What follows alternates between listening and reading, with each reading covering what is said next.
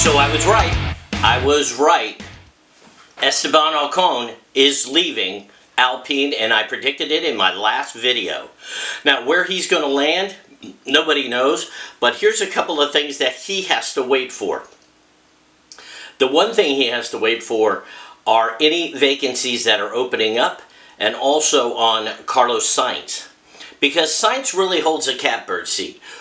Every team wants Carlos Sainz to race for him, and he's been sitting back and being very coy about his decisions. I think as soon as you see Sainz make a decision, then you will see a domino effect go throughout the grid. But I can assure you this, the 2025 grid may have some of the same players.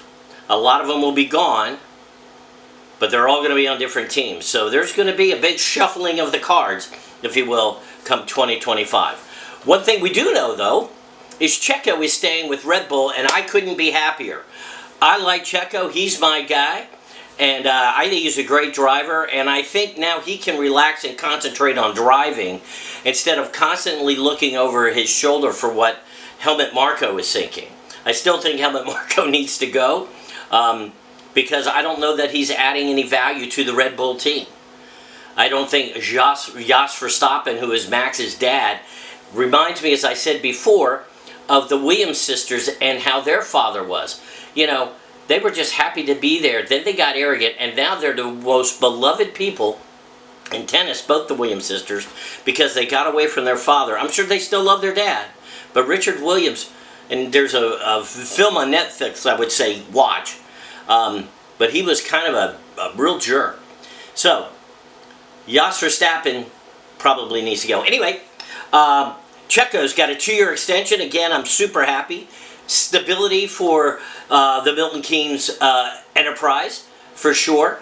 Not only can Max concentrate on winning world championships, he knows he's got a Rubens Barrichello-like driver in his as his wingman.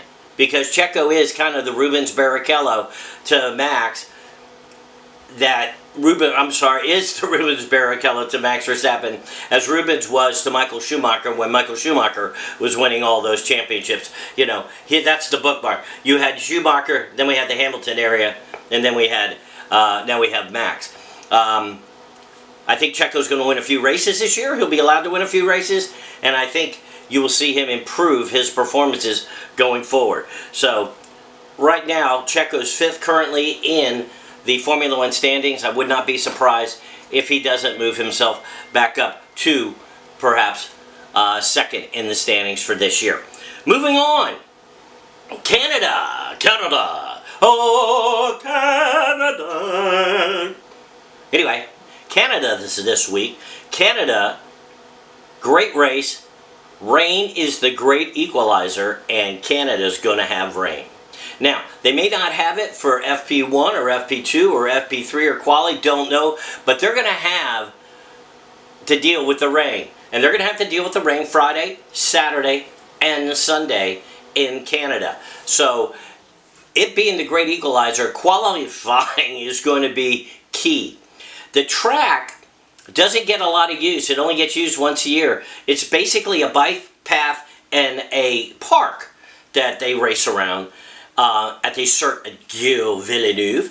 And then they use it for F1 races and any of the ancillary races, but once a year. So the track's got a rubber in, so you'll watch this track go from raw and slow to much, much faster as more and more cars get on it and start rubbering in the track. Really should be very, very interesting. It's 2.7 miles long, which is a good size track, unlike that debacle we saw at Detroit. I'm sorry.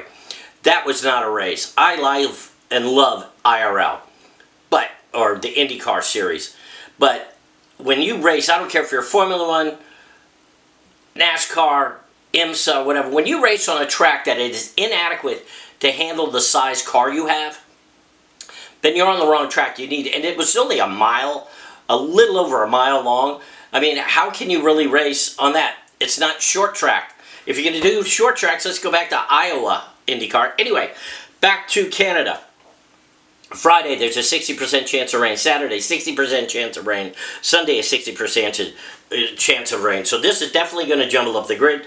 Some drivers are just better in the rain than others, and we're going to see. Qualifying is going to be extremely crucial, especially if it rains on Sunday. And my hope is that they start on dries and have to switch to intermediates and it rains. And then the strategy comes in. Do you go full wets, intermediates? When do you go back to dry tires if the rain stops? It's a 2-hour window, 3 hours for a 2-hour race.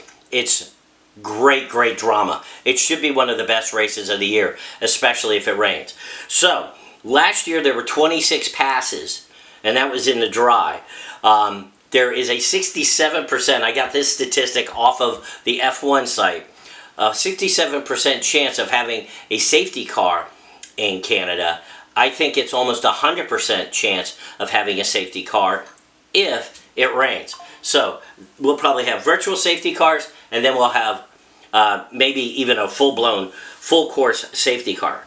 The lap record is held by Valtteri Bottas. We'll get back to him in a second. And you need to have about a 19-second gap between the guy behind you when you're going for the pit stops on a dry track if you want to come out in front of that person. About 18, 19 seconds is what that slow down, pit stop, down pit road, back up to speed is to get going again. So you got to keep that in mind also at the play. Give me a sec. Damn it. Okay, anyway. 4 weeks ago, Formula One was all about Max. I went to Miami, and boy, what a great race it was, where I spent way too much on swag, but I still had a great time. Everybody thought Max was a shoo-in, and here comes Lando Norris, and he wins his first race, and it was awesome. Max comes back at Imola, and he wins, and then last week at Monaco, it was Charles Leclerc. We literally have 3 teams racing now for wins, with maybe Mercedes getting a little better. Aston Martin, I'm not sure. I think you also see some midfield upgrades in China that are going to help. I think you're going to see Sauber with some upgrades that are going to help. So I wouldn't be surprised if somebody doesn't get a point from Sauber. Valtteri Bottas might be your guy going to Alpine next year because Ocon. So they could switch. Now, Alcon's not going to... I think he's a long shot for Audi. But I think he's on the short list for Williams and Haas. So my drivers, again, who I think are not going to be here next year, okay, who are going to be in other sports, are Magnussen, Logan Sargent, and probably Joe Granu, I'm thinking. Because I don't hear a lot of stuff about Joe Granu, even though he's a huge draw in China. So those are the things that are not keeping me up at night. I don't feel bad if they lose their job. We all do. But I think that's going to bring some new blood in. Again, Ollie Behrman for sure with Haas, perhaps. Maybe he uses Esteban Ocon at Haas. Maybe those two pair up. It'll be very interesting to see that dynamic. Apparently, with all the research I've read, Esteban Ocon doesn't get along with a lot of people. So, you know, maybe he has some of that old school F1 arrogance that I used to hate in Formula One, and which I think with Drive to Survive coming out has almost eliminated that. These drivers are so much more approachable, and you know they're human beings now, and not just these mechanical machines that are driving race cars. I think that was the appeal for years ago for NASCAR. I don't think NASCAR has that appeal anymore. I didn't even watch the World 600. I watched Monaco, which was an excellent race, as I mentioned in my last video. You'll see it right here. And I think the Indy 500 was absolutely spectacular this year. So, given that, I think while Monaco isn't, quote, the racing you all think, Canada will be really wide open. And I think, unfortunately, I think if you're an IndyCar person, you probably need to put Detroit somewhere else. You want to keep that watching momentum up. So if you're going to do a road race after Indy, which is okay, do it on a real road course where if I were designing a race course myself, I would make sure that you have at least 2 car widths, maybe 3 car widths. Not 3, but at least everywhere, even in the corners, at least 2.5 car widths on the track so that people have an opportunity to pass, to outbrake each other, to dive into corners, to take a different line so that you can have some real passing. Let me design a race car track and you'll see some overtaking, I promise you, if the cars are equal. Great options are there. Anyway, so who are we going to pick this week? Freddie Bz pathetic picks for the Canadian Grand Prix.